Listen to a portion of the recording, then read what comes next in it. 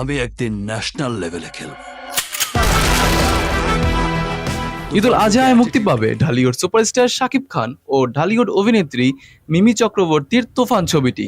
রায়হান রাফি পরিচালিত সিনেমাটি মুক্তি উপলক্ষে রাজধানীর একটি অভিজাত হোটেলে সংবাদ সম্মেলন অনুষ্ঠিত হয়। বুধবার 12ই মে এই অনুষ্ঠানে নেচে গিয়ে মঞ্চ মাতান শাকিব মিমি সহ সিনেমাটির পুরো টিম। এ সময় শাকিবের প্রশংসা করেন মিমি।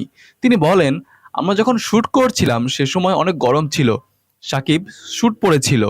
এ সময় গরমের মধ্যে একবারও আমি ওর মুখে থেকে উফ বলতে শুনিনি বা বিরক্তি কোনো ভাব দেখিনি।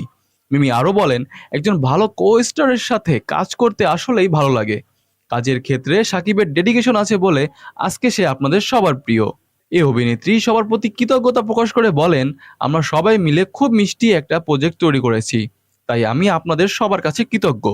পাশে থাকবেন, হৃদয়ে জায়গা দিবেন, যেন আগামী দিন আরো ভালো ছবি উপহার দিতে পারি আপনাদেরকে। উড়াধুরা গানটি নিয়ে মিমি বলেন, দর্শকরা যারা আমাদের প্রথম গান উড়াধুরাকে এত ভালোবেসেছেন তার জন্য আমি ধন্যবাদ জানাই। আমি বাংলাভাষী, আপনারাও বাংলায় কথা বলেন।